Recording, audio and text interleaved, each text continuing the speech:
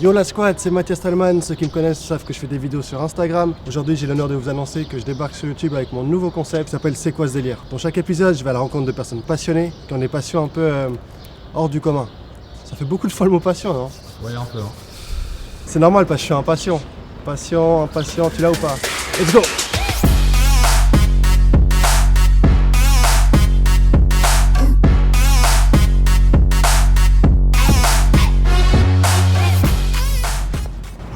Ça tourne là? Ok.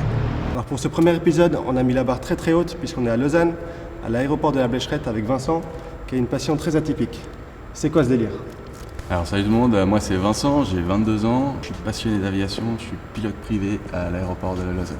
Ah grave stylé. Alors, comment et quand t'es venu cette passion pour l'aviation? Écoute, aussi loin que je m'en souvienne, l'aviation ça m'a toujours passionné. Ok. Depuis tout petit, c'est un truc dont je rêve, et puis mon père m'amenait souvent dans les meetings aériens, etc. J'étais toujours passionné par ce qu'il volait. Qu'est-ce que tu ressens en fait quand t'es là-haut? Quand je suis dans un avion, je me sens totalement libre. Ok. Vraiment, tu as un tel contrôle des éléments, tu te dis tu es dans un endroit où l'homme n'est pas fait pour aller naturellement, puis toi tu as la chance de pouvoir y être. Et c'est vraiment une quête de liberté quand tu es là-haut, c'est un sentiment vachement dur à décrire. Ok, ouais, je pense bien. Quelles sont les étapes en fait pour devenir pilote?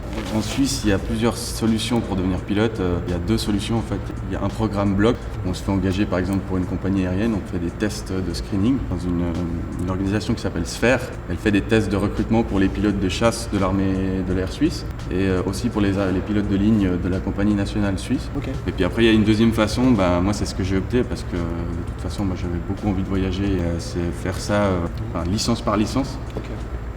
On peut commencer par une licence de pilote privé, donc une PPL, et puis enchérir avec la licence commerciale, la CPL.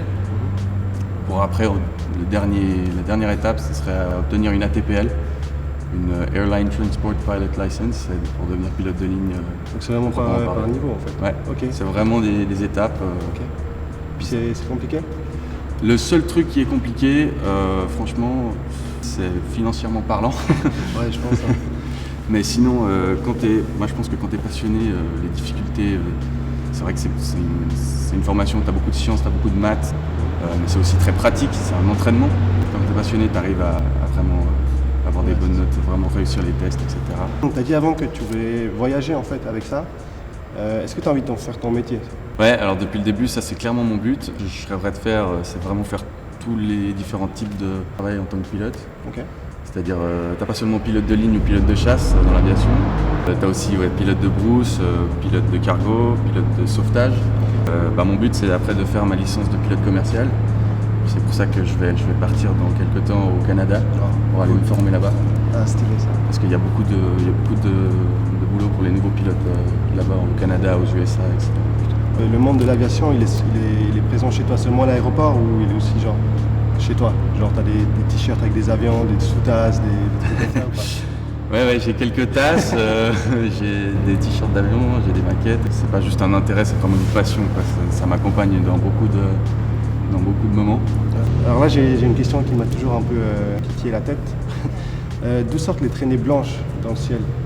En fait, ces traînées blanches, c'est vachement simple, c'est qu'à la sortie des réacteurs des avions, il y a les gaz d'échappement qui sortent de la turbine, enfin des turbines. Et en fait, ces gaz d'échappement ils sont extrêmement chauds.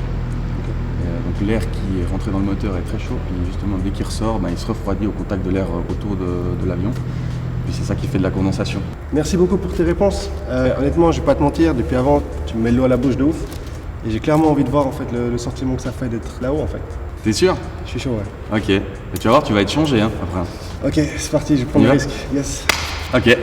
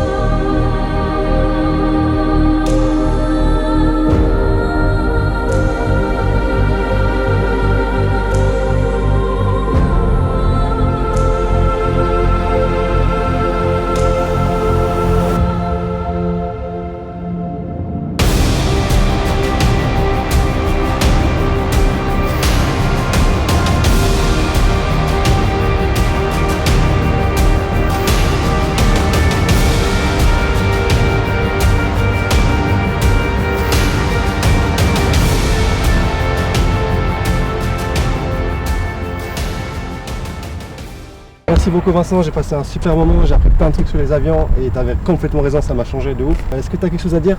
Ouais, ben déjà merci à toi, merci d'être venu, merci de m'avoir donné l'occasion de partager ma passion avec toi. Et puis ouais, j'ai un petit mot pour tous les jeunes passionnés qui vont regarder cette vidéo. Si vous avez une passion, que ce soit l'aviation ou autre, franchement allez-y, à fond la caisse, soyez pas raisonnable.